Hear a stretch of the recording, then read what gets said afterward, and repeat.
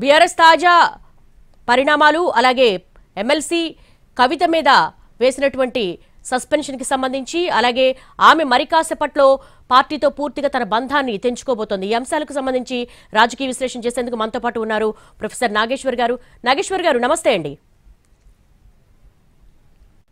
నాగేశ్వర్ గారు, గత కొంతకాలంగా బీఆర్ఎస్ పార్టీ పరిణామాలు చాలా సునిశ్చితంగా పరిశీలిస్తూ ఉన్నారు, విశ్లేషణలు చేస్తున్నారు. ఓ రకంగా చెప్పాలంటే కేసీఆర్ మౌనం వీడారు. ఇక బీఆర్ఎస్ ఎమ్మెల్సీ కవిత మీద సస్పెన్షన్ వేటు వేయడాన్ని ఏ విధంగా చూడాలి? అట్ ద సేమ్ టైం ఆమె కూడా పార్టీతో అలాగే పార్టీ ఇచ్చిన పదవితో కూడా పూర్తిగా తెగదెంపులు చేసుకునేందుకు సిద్ధపడుతున్నారు. ఓవరాల్ ఈ ఎపిసోడ్ మీద మీ విశ్లేషణ ఏంటి? కవిత కోరుకున్నది కేసీఆర్ పంపించేశారు. ఎందుకంటే కవిత ఈ దాదాపు ఒక 100 రోజుల్లో వ్యవహరిస్తున్న తీరు చూస్తే ఎవరికైనా అర్థమవుతుంది ఆమె ఎక్కువ కాలం బీఆర్ఎస్ లో ఉండదు, ఆ బీఆర్ఎస్ లో తిరుగుబాటు మొదలు పెట్టింది అని. సో ఆమె ఎయిర్పోర్ట్ లో అమెరికా నుంచి దిగినాక దేవుడు కేసీఆర్ దేవుడు దయ్యాలున్నాయి ఆయన చుట్టూ అని అన్న మాట నుంచి హరీష్ రావు సంతోష్ రావులను టార్గెట్ చేసే వరకు జరిగిన ప్రస్థానాన్ని గమనించిన ఎవరికైనా అర్థమవుతుంది ఈ రోజు ఎన్నడో ఒక రోజు రావాల్సిందే అని. అంటే ఆమె సస్పెన్షన్ తప్పదని. మొదట్లో పార్టీ నాయకత్వం కొంత ఆచితూచి వ్యవహరించింది. ఎందుకంటే వేటు వేస్తే నష్టం జరుగుతుందేమో, ఎందుకంటే ఆమె తెలంగాణ ఉద్యమంలో ఉన్నారు. తెలంగాణ జాగృతి రూపంలో తెలంగాణ ఉద్యమానికి బీఆర్ఎస్ పార్టీకి ఆమె కీలకమైన పాత్ర పోషించారు. అందులో కేసీఆర్ కూతురు పార్లమెంట్ సభ్యుడిగా, శాసనమండలి సభ్యురాలుగా, పార్లమెంట్ సభ్యురాలుగా పనిచేశారు. అందువల్ల ఆమెకున్నటువంటి ప్రొఫైల్ రీత్యా కానీ, పొలిటికల్ స్టేచర్ రీత్యా కానీ కేసీఆర్ కూతురు కావడం వల్ల పడితే నష్టం జరుగుతుందేమో అనేటువంటి అనుమానంతో కాస్త ఉపేక్షించిన మాట నిజం.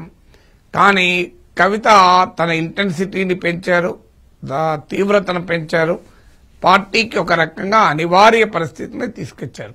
కేసీఆర్ ప్లేస్ లో బహుశా మీరున్నా నేనున్నా ఇంక్లూడింగ్ కవిత ఉన్నా ఇంతకన్నా డిఫరెంట్ చర్య తీసుకుంటారని అనుకోను. అందువల్ల ఒక మాటలో చెప్పాలంటే కవితకు తెలుసు, కేసీఆర్ కు తెలుసు, మీకు తెలుసు, నాకు తెలుసు ఈ వార్త ఈ ఎన్నడో ఒక రోజు వినక తప్పదు అని. అదే జరిగింది. సో అది నిన్న పరాకాష్ఠకు చేరడంతోనే క్లియర్ గా వచ్చింది. దీనికి ముందు సిగ్నల్స్ కూడా ఉన్నాయి. ఆమెను సోషల్ మీడియాలో అన్ఫాలో చేయమని పార్టీ శ్రేణులకు ఆదేశాలు వెళ్ళాయి. సోషల్ మీడియాలో పార్టీ శ్రేణులు ఆమె పైన విమర్శలు దాడిని పెంచారు.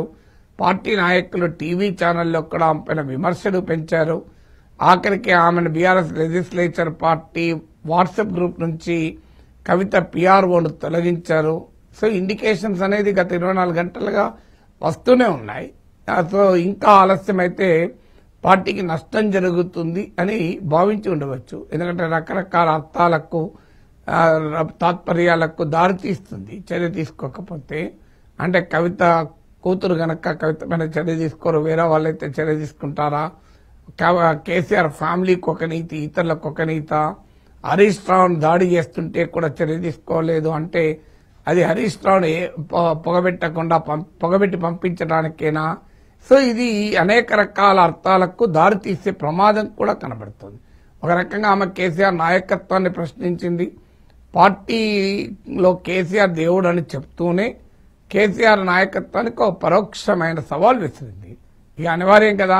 బహుశా ఆమె కూడా అదే ఆశించి ఉంటుంది, అదే కోరుకొని కూడా ఉంటుంది.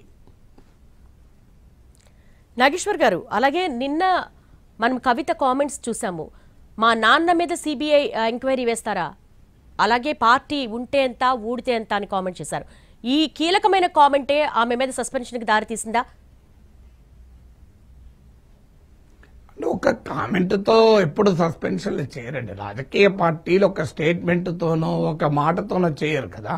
దేవుడు దయ్యాల కన్నా ఇదేం ఎక్కువ కామెంట్ కాదు కదా. అందువల్ల ఉంటే ఎంత పోతే ఎంత బీఆర్ఎస్ అన్నది గనక కవిత ఉంటే ఎంత పోతే ఎంత అనే పార్టీ అనుకున్నదని మనం మీడియాలో అట్రాక్టివ్ హెడ్లైన్ పెట్టడానికి పనికొస్తుంది. కానీ అదొక్క పాయింట్నే కాదు, ఆడ ఉంటే ఎంత పోతే ఎంత అన్న దానికన్నా హరీష్ రావును టార్గెట్ చేయడం అనేది హైయెస్ట్ స్టేజ్ కదా. అది హరీష్ రావు సంతోష్ రావులను టార్గెట్ చేయడం అనేది కేసీఆర్ కు సంతోష్ రావు ఎంత సన్నిహితుడో తెలుసు, హరీష్ రావు పార్టీలో ఎంత కీలక పాత్రో తెలుసు.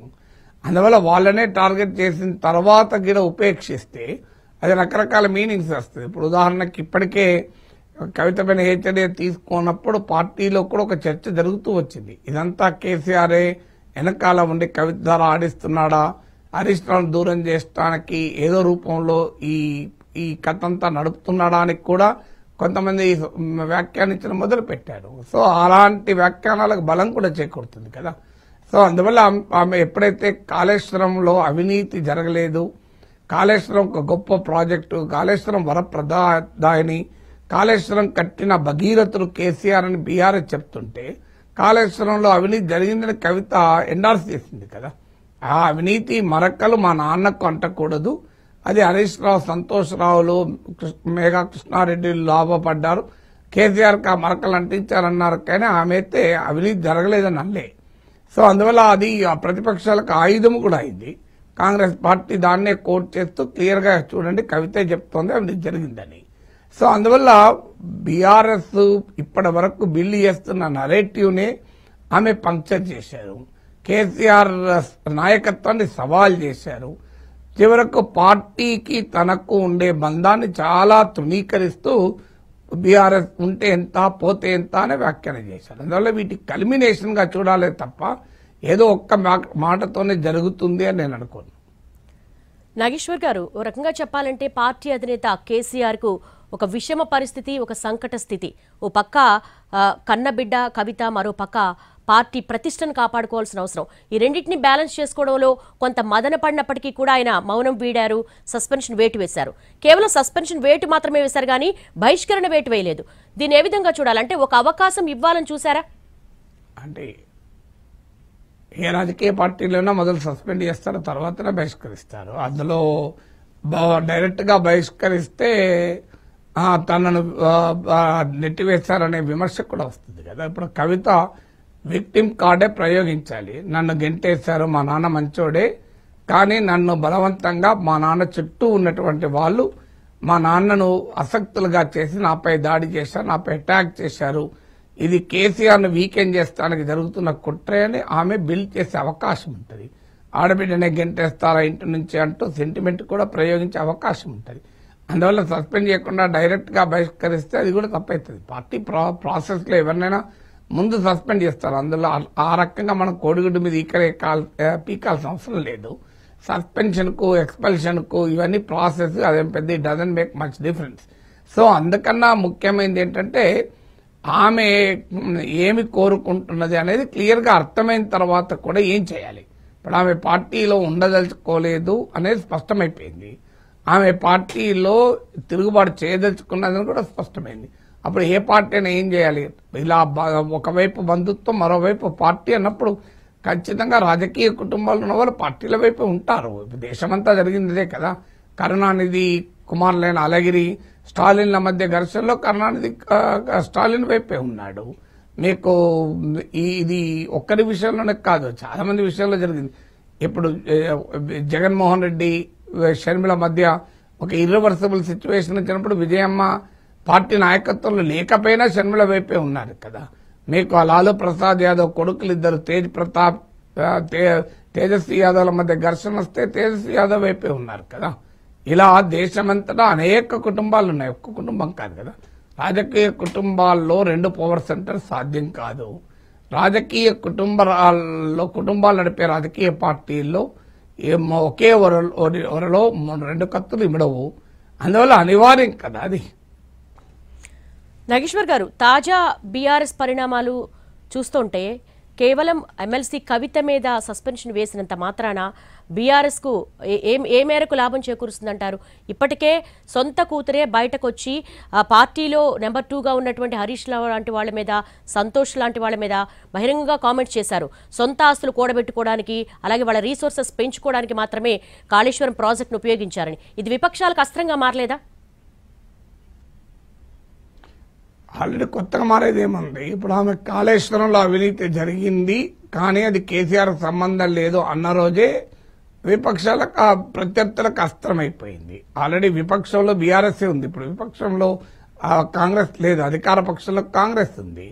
అందువల్ల బీఆర్ఎస్ పైన ప్రత్యర్థులకు అప్పుడే ఆయుధం అయిపోయింది. ఎప్పుడైనా ఒక కేసీఆర్ కుటుంబంలో తగాదాలుంటే బీఆర్ఎస్ కు కాదా? కాంగ్రెస్ లో తగాదాలు బీఆర్ఎస్ ఉపయోగించుకోదా? బీజేపీలో తగాదాలు మిగతా పార్టీలు ఉపయోగించుకోవా? అది సహజం కదా. అందువల్ల కవిత తిరుగుబాటు చేయడమే ఒక అవకాశం ప్రత్యర్థులకు. అందులో కాళేశ్వరంలో అవినీతి జరిగింది అని ఆమె ఎండార్స్ చేయడం రెండో అతిపెద్ద అవకాశం. కానీ దానివల్ల కొత్తగా నరేటివ్ బిల్డ్ అయ్యేది ఏముంటుంది? ఇప్పుడు కాళేశ్వరంలో అవినీతి జరిగింది గనక ఆ బాధ భరించలేక అది అన్యాయమని భావించి కవిత బయటకు వస్తుందని తెలంగాణలో ప్రజలు అనుకుంటారా?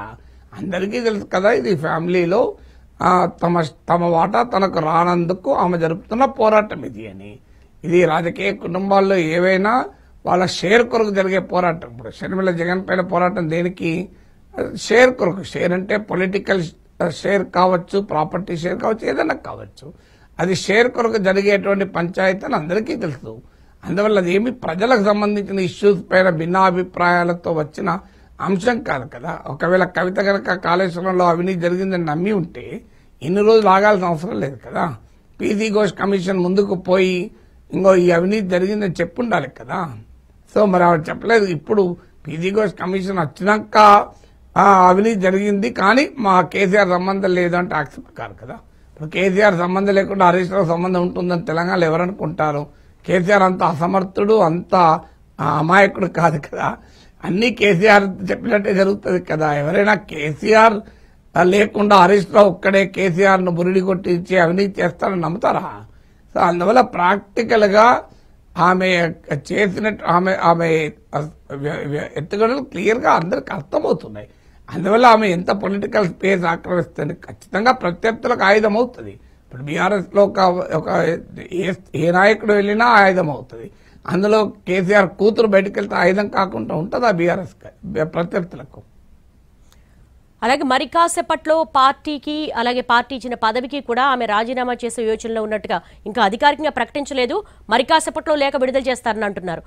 ఏ విధంగా ఉండబోతోంది అసలు కవిత నెక్స్ట్ స్టెప్?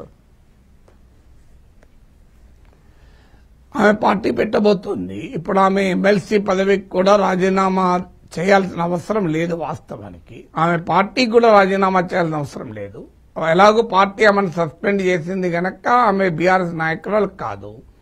ఆమె దానికి వివరణ ఇచ్చుకోకపోతే ఆమె సస్పెన్షన్ కాస్త బహిష్కరణగా మారుతుంది, ఎక్స్పెల్షన్ అయిన తర్వాత ఆమె ఎలాగో బీఆర్ఎస్ నాయకురాలు కాదు. అదే సమయంలో ఆమెను యాంటీ డిఫెక్షన్ లా ప్రకారం పార్టీ నుంచి ఎక్స్పెల్ అయితే ఆమె సభ్యత్వం ఏం పోదు. అందువల్ల ఆమె రాజీనామా చేస్తే ఆమె సభ్యత్వం పోతుంది. అందువల్ల ఆమె పార్టీకి రాజీనామా చేసి సభ్యత్వాన్ని కూడా వదులుకోదలుచుకుంది అంటే ఆమె పూర్తి స్థాయి తిరుగుబాటుకు సిద్ధమవుతుంది. నాకేం పార్టీ రేపొద్దు నుంచి పార్టీ ఇచ్చిన పదవైతే కావాలి కానీ పార్టీ వద్ద బీఆర్ఎస్ నాయకులు ఫుట్బాల్ ఆడుతుంటారు కదా. అందువల్ల నువ్వెంత, నీ పార్టీ ఎంత అన్నప్పుడు నీ పదవి ఎంత అని కూడా వస్తుంది కదా. సో పార్టీ ఇచ్చిన పదవి ఎంత అనేది కూడా వస్తుంది. ఆమె పూర్తి స్థాయిలో రాజకీయ క్షేత్రంలోకి ప్రవేశిస్తుంది. పార్టీ ఏ పేరు పెడుతుంది? తెలంగాణ జాగృతి పెడుతుందా? తెలంగాణ బహుజన రాష్ట్ర సమితి పెడుతుందా? కేసీఆర్ తెలంగాణ సమితి పెడుతుందా? పేర్లు ఏమైనా కావచ్చు. ఆమె మరో పార్టీ అయితే పెట్టడం ఖాయం. లేదు ఆమెకు ఆప్షన్ ఏమన్నా ఉంటే కాంగ్రెస్ లోనో బీజేపీలో చేరడం. కానీ ఆమె ఆల్రెడీ బీజేపీ పైన కత్తులూరింది, కాంగ్రెస్ పైన విమర్శలు చేసింది. కాంగ్రెస్ పార్టీ కేసీఆర్ ను అవినీతి పరుడు అని చెప్పి సిబిఐకి విచారణ ఇచ్చింది. సిబిఐ ఇప్పుడు విచారణ జరుపుతోంది. కేసీఆర్ అవినీతి పరుడు బీజేపీ కూడా అంటోంది. ఈ సమయంలో ఆ రెండు పార్టీల్లో చేరితే ఆమె ఇప్పటిదాకా చెప్పిన నరేటివ్ కేసీఆర్ దేవుడు, కేసీఆర్ మంచివాడు, కేసీఆర్ కావాలనే వీళ్ళు పక్కదారి పట్టిస్తున్నారన్న నరేటివ్నే బిల్డ్ కాదు. అందువల్ల ఆమె రేపు రాబోయే రాజకీయ క్షేత్రంలో తానే కేసీఆర్ లెగసీకి అసలు సిసలు సంరక్షకుణ్ణి అనే సంరక్షకురాలు. వీళ్ళందరూ కేసీఆర్ కు చెడ్డ పేరు తెస్తున్నారు, కేసీఆర్ కు అవినీతి మరకలు అంటిస్తున్నారు అంటూ కేసీఆర్ ప్రతిష్టను తాను వారసురాలని చెప్పి ఆమె రాజకీయ రంగంలోకి దిగాలి. ఇంకో మార్గం లేదు కదా. అంటే నాగేశ్వర్ గారు, ఇక్కడ ఒక ఆసక్తికరమైన అంశం ఏంటంటే మా నాన్న మీద సిబిఐ ఎంక్వైరీ వేస్తారని బాధపడతారు, మా నాన్న చుట్టూ ఉన్నటువంటి దయ్యాలే మా నాన్నని ఇలాగా అప్రదిష్ట పాలు చేస్తున్నారని చెప్తున్న ఎమ్మెల్సీ కవిత ఇప్పుడు కేసీఆర్ లెగసీ, కేసీఆర్ వారసత్వానికి తాను ఎలా ప్రజల్లోకి వెళ్ళగలదు, ప్రజలు ఏ విధంగా ఆదరిస్తారు? ఎందుకంటే బీఆర్ఎస్ పార్టీ ఏర్పడిందే తెలంగాణ సాధన కోసం నీళ్లు, నిధులు, నియామకాలు, అలాగే ఒక సెంటిమెంట్తో బలపడిన పార్టీ. ఆ పార్టీలో ఆదరించిన ప్రజలు కేసీఆర్ను కాదని వేరే పార్టీ పెడితే ఎమ్మెల్సీ కవిత వెనకెళ్లే అవకాశాలు ఎంతవరకు ఉంటాయి? అంటే రాజకీయాల్లో ఎలా జరుగుతుంది అనేది మనం ఇప్పుడే ఖచ్చితంగా అంచనా వేయలేము. ఎందుకంటే ఇప్పటికున్న పొలిటికల్ స్పేస్ చూస్తే మీరు అన్నది నిజం. కవిత పెద్ద ప్రభావాన్ని చూపెట్టకపోవచ్చు అనే అర్థమవుతుంది. ఎందుకంటే బీఆర్ఎస్ లో నాయకులకు కానీ శ్రేణులకు కానీ పెద్ద ఎత్తున కవిత వెనకాల ర్యాలీ అవుతున్న పరిస్థితి అయితే ఇప్పుడు లేదు. అందులో కేసీఆర్ యాక్టివ్గా రాజకీయ నాయకత్వంలో ఉన్నాడు కనుక. సో అందుకని మనకు ఇప్పుడు తెలుగుదేశం అనుభవం ఉంది. ఎన్టీ రామారావు పైన చంద్రబాబు నాయుడు తిరుగుబాటు చేస్తే ఎన్టీ రామారావే ఓడిపోయాడు, చంద్రబాబు నాయుడే నెగ్గాడు కదా మనం. అందువల్ల అయితే ఆ పొలిటికల్ కాంటెక్స్ట్ ఈ పొలిటికల్ కాంటెక్స్ట్ ఒక్కటి కాదు.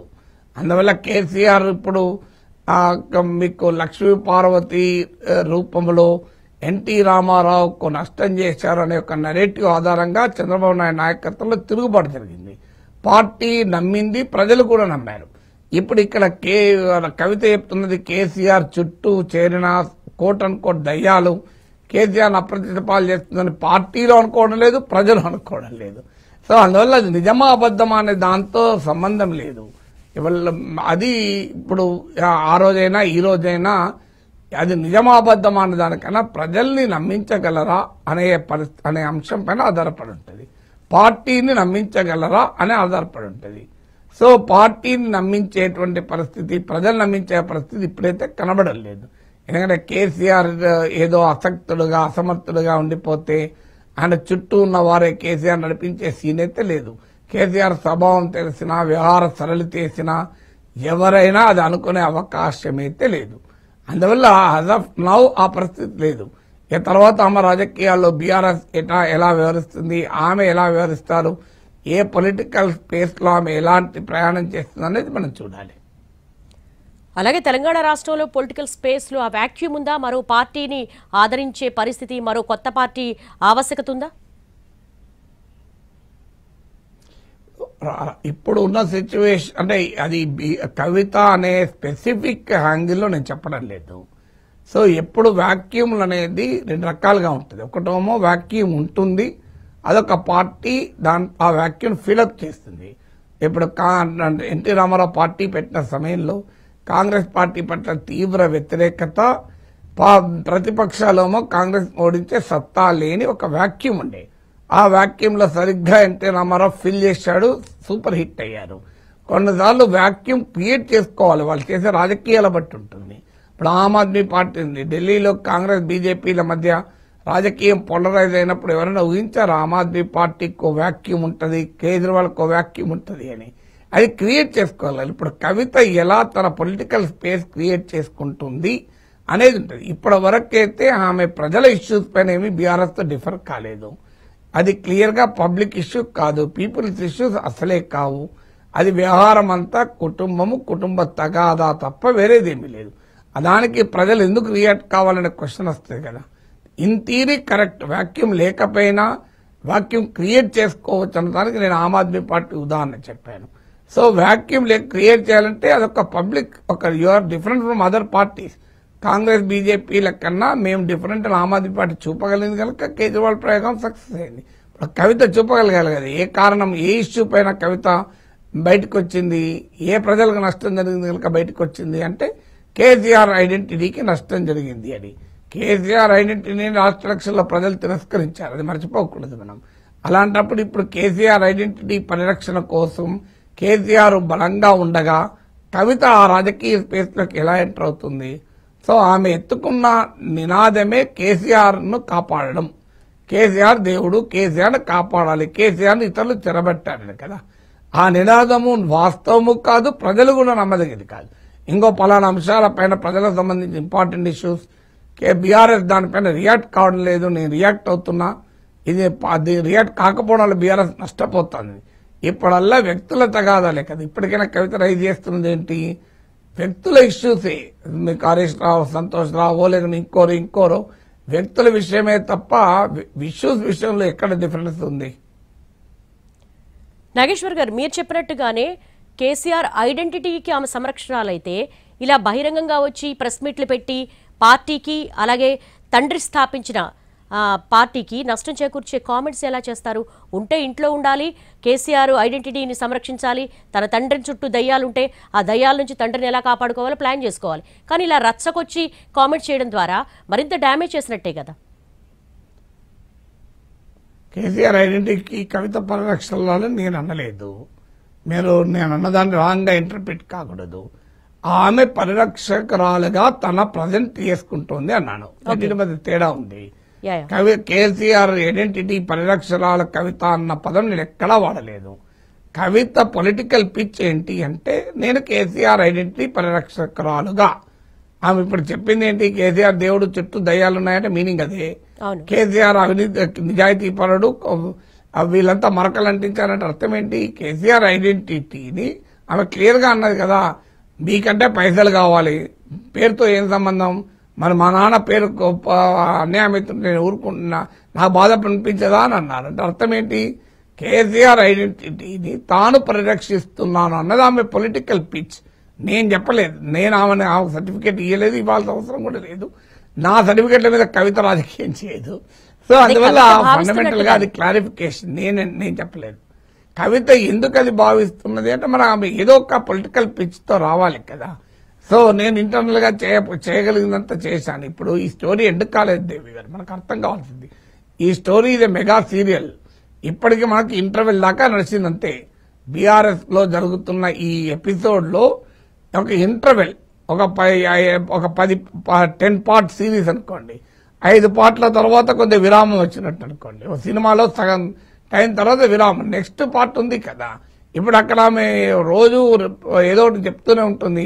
ఏ సందర్భాల్లో తాను కేసీఆర్ కాపాడటానికి ముందున్నాను, ఇతరులు ఎలా అడ్డుపడ్డారు, ఇప్పుడు ఇవన్నీ ఆమె చెప్తుంది. దాన్ని బీఆర్ఎస్ నాయకులు ఖండిస్తూ ఉంటారు, ఆమె పైన ఆరోపణలు చేస్తుంటారు. ఇదంతా ఇప్పటిదాకా ముసుగులో గుద్దులాట, ఇప్పుడు బహిరంగంగా గుద్దులాట జరుగుతుంది కదా, అనుకుంటారు కదా. సో అందువల్ల ఈ ప్రాసెస్ ఇంకా అయిపోలేదు మనకు. అందువల్ల ఇప్పటి వరకు ఆమె ఇప్పుడు ఏ రాజకీయ పార్టీ అయినా ఏదో ఒక ఐడెంటిటీతో రావాలి. So what you stand for? So నీకు ఒక పొలిటీషియన్ అయినా పొలిటికల్ పార్టీ అయినా వాట్ యు స్టాండ్ ఫర్ అనేది తెలవాలి కదా. So what does Kavitha stand for? అసలు తెలంగాణవాది నేనే, తెలంగాణ ఉద్యమానికి ప్రతీక కేసీఆరే, ఆ కేసీఆర్ మంచివాడే కానీ వీళ్ళంతా చెడగొట్టారు. అందువల్ల వీళ్ళందరూ వల్ల కేసీఆర్ కేసీఆర్ నష్టం జరుగుతుంది కనుక కేసీఆర్ కాపాడటానికి నా వెనకాల రండి అని చెప్తారు. నందమూరి హరికృష్ణ పార్టీ పెట్టినప్పుడు ఏమన్నాడు? అన్న తెలుగుదేశం అనే కదా పెట్టింది. సో అంటే ఎన్టీఆర్ ఆశయాలతో తెలుగుదేశం దూరమైంది కనుక నేను అన్న తెలుగుదేశం అని. లక్ష్మీభారతి పార్టీ పెట్టినప్పుడు ఏంటి? టీడీపీ ఎన్టీఆర్ అని. సో ఎవరైనా అదే రకంగా పెడతారు. ఇప్పుడు మీకు ఉద్ధవ్ ఠాక్రే పార్టీ పేరేంటి? శివసేన బాలాసాహెబ్ ఠాక్రే కదా. అంటే బాలాసాహెబ్ ఠాక్రే వారసత్వం నాదే అని ఉద్ధవ్ ఠాక్రే, కాదు నాదే అని ఏక్నాథ్ షిండే. సో అందువల్ల ఎవరైనా తమ రాజకీయ అస్తిత్వం కొరకు ఏదో ఒకటి చెప్పాలి. షర్మిల ఏం చెప్తుంది? రాజశేఖర రెడ్డి వారసు జగన్ కాదు, నేనే అసలు రాజశేఖర రెడ్డి వారసురాలు అని చెప్తున్నారు కదా. సో అందువల్ల ఆ ఐడెంటిటీ ఆమె చెప్పే ప్రయత్నం చేస్తుంది. దాంతో పాటు ఆడబిడ్డ సెంటిమెంట్ ఉంటుంది.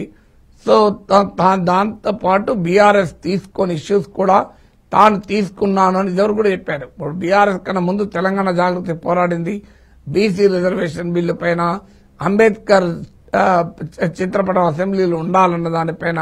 ఇప్పుడు రేపు కూడా భవిష్యత్తులో ఆమె ఏ ఇష్యూ తీసుకుంటుంది, ఏ ప్రజల సమస్యలు తీసుకుని ఆమె ఫైట్ చేస్తుంది అనే ఫ్యాక్టర్స్ కూడా మనం చూడాల్సి ఉంటుంది. మీరు చెప్పినట్టే ఒకవేళ ఆమె ఐడెంటిటీ కోసమో అస్తిత్వం కోసమో చెప్పి కేసీఆర్ పేరు వాడితే పార్టీయే వద్దని సస్పెన్షన్ చేసిన తర్వాత కేసీఆర్ పేరు ఎలా వాడుతుంది, ప్రజలు ఎలా నమ్ముతారు? ఎలా వాడుతుంది అనేది ఎవరైనా వాడచ్చు. మీరైనా నేనైనా కూడా కేసీఆర్ వాడుతుంది నేనే అనొచ్చు. దానికేముంది?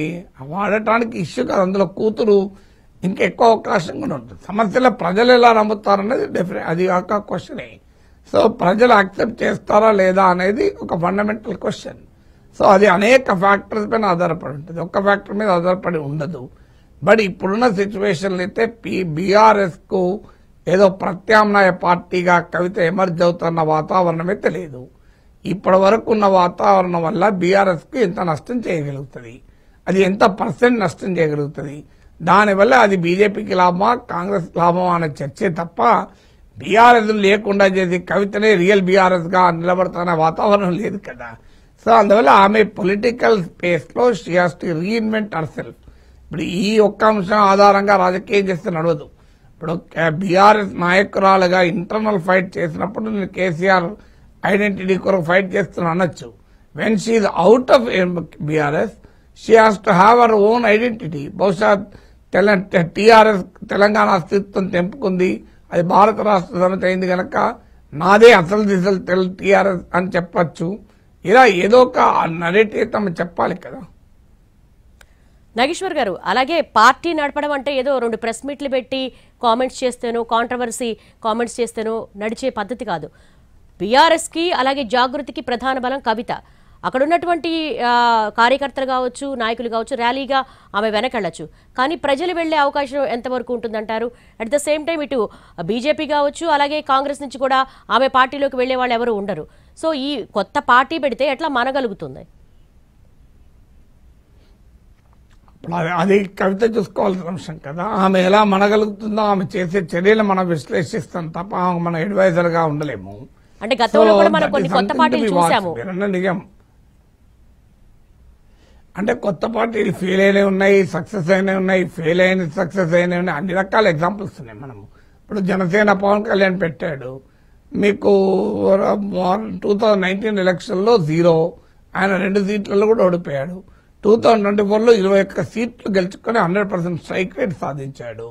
మీరన్న నిజం, తెలంగాణలో దేవేందర్ గౌడ్ పార్టీ ఫెయిల్ అయింది, నవ Telangana party, Narendra party fail అయింది, విజయశాంతి పార్టీ ఫెయిల్ అయింది, తెలంగాణ జనసమితిగా కోదండరాం పార్టీ ఫెయిల్ అయింది. ఇవన్నీ నిజం.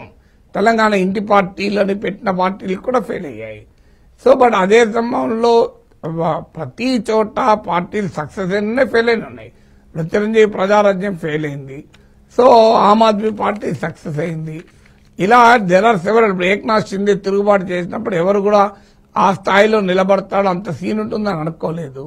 కానీ వాళ్ళ అసెంబ్లీలో ఉద్దవ్ ఠాక్రే శివసేన కన్నా కూడా ఏక్నాథ్ షిండే శివసేనకే ఎక్కువ సీట్లు ఉన్నాయి. పళనిస్వామి తమిళనాడులో చూసాం.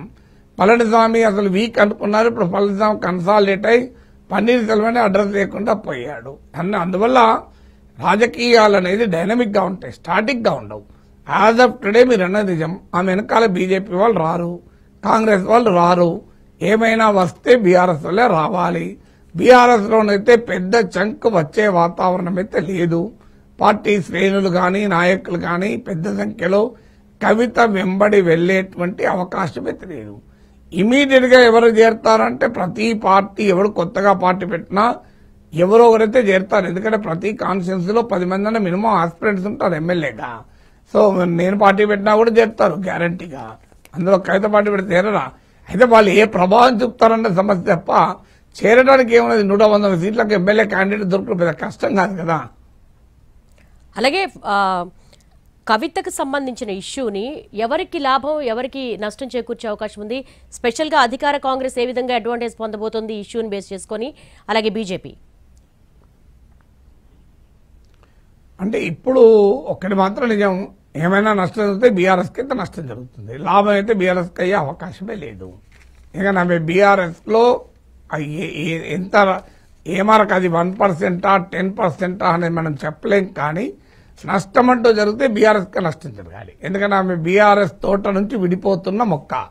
సో అందువల్ల ఖచ్చితంగా జరిగితే బీఆర్ఎస్ కి నష్టం.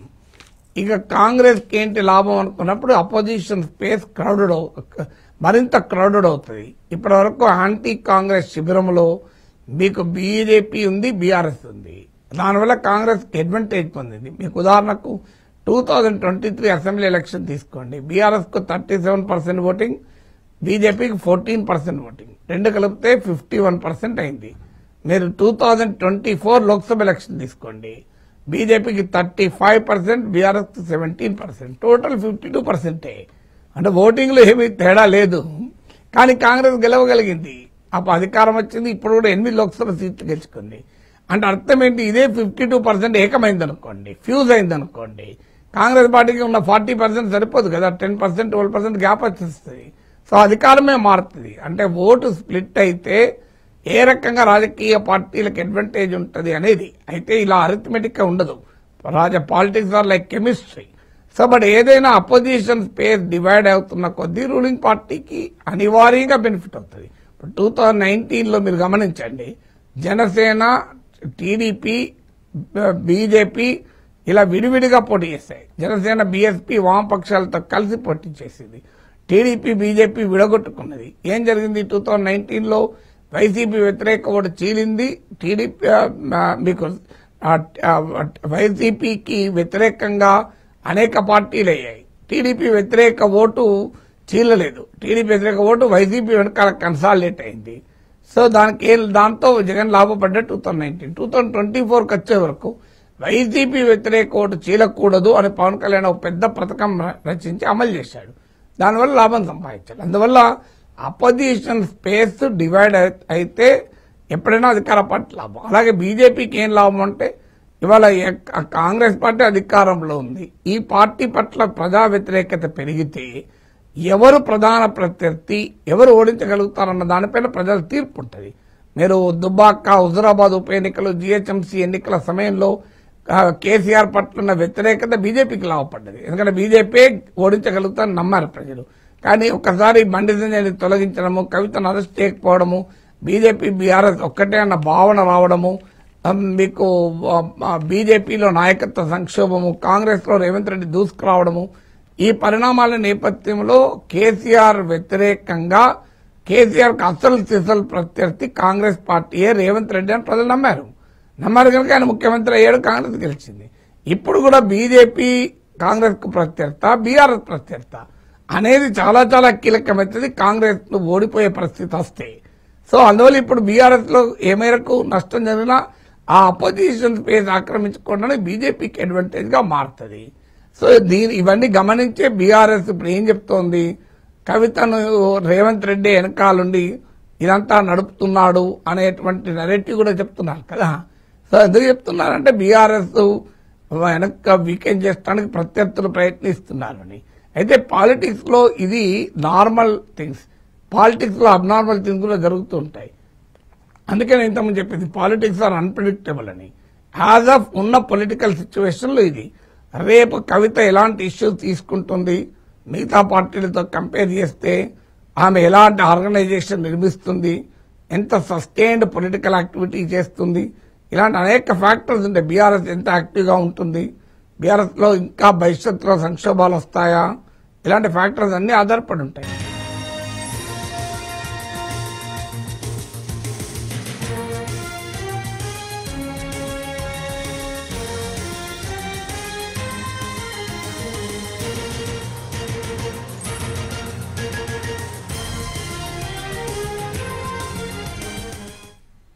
ఈరోజు హైకోర్టు పీసీ ఘోష్ నివేదికను నిలుపుదల చేస్తూ హైకోర్టు కేసీఆర్, హరీష్ వెళ్లారు. కోర్టు దీనిపై స్పందిస్తూ పీసీ ఘోష్ నివేదిక ఆధారంగా ఎలాంటి చర్యలు తీసుకోవద్దని ఆదేశించింది. అసలు పీసీ ఘోష్ నివేదిక ఆధారంగా సీబీఐ వెయ్యలేదు. అసెంబ్లీలో అన్ని పార్టీల సమక్షంలో సీబీఐ దర్యాప్తునకు సిఫార్సు చేసింది రాష్ట్ర ప్రభుత్వం. సీబీఐకు లేఖ రాసింది రాష్ట్ర ప్రభుత్వం. ఎక్నాలజ్మెంట్ కూడా సీబీఐ నుంచి వచ్చింది. నాగేశ్వర్ గారు, పీసీ ఘోష్ నివేదికపై చర్యలు తీసుకోవద్దంటే సీబీఐ విచారణ నిలిపేయమని అర్థమా? ఎలా అర్థం చేసుకోవాలి? హైకోర్టు ఆర్డర్లో డీటెయిల్ గా చూస్తే తప్ప నేను కూడా చెప్పలేను. హైకోర్టు ఇప్పుడు కాళేశ్వరం సిబిఐకి పీసీ ఘోష్ కమిషన్ నివేదిక వరకే సిబిఐ విచారణ అయితే హైకోర్టు ఏమన్నదన్న దాని మీద ఆధారపడి ఉంటుంది. కాంగ్రెస్ పార్టీ ప్రభుత్వం, తెలంగాణ రాష్ట్ర ప్రభుత్వం సిబిఐకి ఏం రాసిందని దాన్ని బట్టి ఉంటుంది. ఇప్పుడు నేను లైవ్ లో ఉండి హైకోర్టు ఆర్డర్ చూడకుండా నేను ఎలా కామెంట్ చేయగలను? హైకోర్టు ఆర్డర్లో స్పెసిఫిక్ గా ఏమున్నదన్న దానిపైన ఆధారపడి ఉంటుంది. అలాగే అసెంబ్లీ తీసుకున్న నిర్ణయాన్ని కోర్టు అడ్డుకోగలదంటారా? అంటే ఇప్పుడు అసెంబ్లీ తీసుకున్న నిర్ణయంలో ఎప్పుడైనా ఇర్రెగ్యులారిటీని కోర్టులు అడ్డుకోవు, ఇల్లీగాలిటీని కోర్టు అడ్డుకోగలుగుతుంది. Assembly is not supreme, constitution is supreme. మీకు అసెంబ్లీ తీసుకున్న నిర్ణయం ఇల్లీగల్ అని గనక భావిస్తే కోర్టు ఖచ్చితంగా అడ్డుకోవచ్చు. ఇర్రెగ్యులారిటీ అంటే అడ్డుకోవు. అందువల్ల ఇది అసెంబ్లీ నిర్ణయం తీసుకుంది గనక కోర్టులు ఏమీ చేయకూడదని ఎక్కడ లేదు. అసెంబ్లీ చేసిన చట్టాలనే కోర్టులు కొట్టివేస్తుంటాయి కదా. నిర్ణయాలు ఎవరు అడిగారు? అసెంబ్లీ బిల్లులు ఆమోదించి చట్టమైన తర్వాత కూడా ఆ చట్టం చెల్లదు రాజ్యాంగ రీత్యా అని కోర్టులు తీర్పులు చెప్పలేదా? సో అందువల్ల it is nothing to do with legislative procedure కూడా. ఇది లెజిస్లేచర్ నిర్ణయం. లెజిస్లేచర్ నిర్ణయాన్ని ఇంకా సులభంగా కోర్టులు కొట్టేసి లెజిస్లేటివ్ ప్రొసీజర్స్కి వచ్చినప్పుడు మాత్రం సాధారణంగా మన రాజ్యాంగ సెపరేషన్ ఆఫ్ పవర్స్ ప్రకారం లెజిస్లేచర్ జ్యుడిషియరీ భిన్నమైన అంగాలు. అందువల్ల లెజిస్లేటివ్ అఫేర్స్ లో కోర్టులు నార్మల్ గా జోక్యం చేసుకోవు. అక్కడ కూడా ఇర్రెగ్యులారిటీ అయితే జోక్యం చేసుకో, ఇల్లీగాలిటీ అయితే అక్కడ కూడా జోక్యం చేసుకోవచ్చు. అందువల్ల కానీ ఇది లెజిస్లేటివ్ ప్రొసీజర్ సంబంధించిన వ్యవహారం కాదు, లెజిస్లేచర్ యొక్క నిర్ణయం. సో లెజిస్లేచర్ యొక్క నిర్ణయం రాజ్యాంగ విరుద్ధము అని భావిస్తే తప్ప కోర్టులు అడ్డుకోలేవు. లేదు, పబ్లిక్ పాలసీకి ప్రభుత్వానికి అధికారం ఉంటుంది. సో కానీ కోర్టు ఒకవేళ ఏమైనా ఉంటే సిబిఐ విచారణ ఇమీడియట్ గా మీరు చర్యలు తీసుకోవద్దని చెప్పచ్చు తప్ప సాధారణంగా కోర్టులు విచారణ స్థాయిలో అడ్డుకోవు. అన్లెస్ ప్రైమా ఫేసీ కేసు లేదని భావిస్తే తప్ప, అసలు ఏ కేసు లేదని భావిస్తే తప్ప విచారణ స్థాయిలో కోర్టులు అడ్డుకోవు. నార్మల్ ప్రొసీజర్ ఏంటి అంటే విచారణా సంస్థలకు కూడా రాజ్యాంగబద్ధంగా ఏర్పడ్డవే, అందువల్ల వాటి పని వ్యవహారంలో అతి మితిమీరిన జోక్యం కోర్టులు చేసుకోవు. అన్లెస్ కోర్టు కన్విన్స్ అయితే తప్ప ఇందులో కేసే లేదు, ఈ విచారణ వల్ల వ్యక్తి హక్కులకు భంగం వాటిల్లుతుందని భావిస్తే తప్ప కోర్టులు జోక్యం చేసుకోవు. అలాగే కోర్టు స్పెసిఫిక్ గా పీసీ ఘోష్ కమిషన్ ఆధారంగా ఎలాంటి చర్యలు తీసుకోవద్దని చెప్పింది. అలాగే సిబిఐ ఇప్పుడు ఈ కమిషన్ రిపోర్టుని ఏ మేరకు పరిగణలోకి తీసుకుంటుందంటారు? మరి ఇప్పుడు సిబిఐ విచారణకు వెళ్ళిన తర్వాత ఒక కమిషన్ రిపోర్టు పైన విచారణ ఉండదు. నాకు తెలిసినంత వరకు సిబిఐ విచారణ కాళేశ్వరం ప్రాజెక్టుపై విచారణ. సిబిఐకి ఏ మ్యాండేట్, రాష్ట్ర ప్రభుత్వం ఏమడుగుతుంది, సిబిఐ మ్యాండేట్ ఏంటి అనేది పాయింట్ తప్ప సిబిఐ యొక్క పీసీ ఘోష్ నివేదిక పైన సిబిఐ విచారించేది ఉంటుంది. ఆ నివేదిక ఇష్యూ కాదు కదా, కాళేశ్వరం అనేది ఇష్యూ. ఆ ఇష్యూలో అనేక నివేదికలు ఉంటాయి. నేషనల్ డ్యామ్ సేఫ్టీ అథారిటీ ఒక నివేదిక, మీకు ఎక్స్పర్ట్ కమిటీ రిపోర్ట్ ఒక నివేదిక, సెంట్రల్ వాటర్ కమిషన్ ఇచ్చింది ఒక నివేదిక, ఇలా అనేక నివేదికల్లో ఇదొక నివేదిక.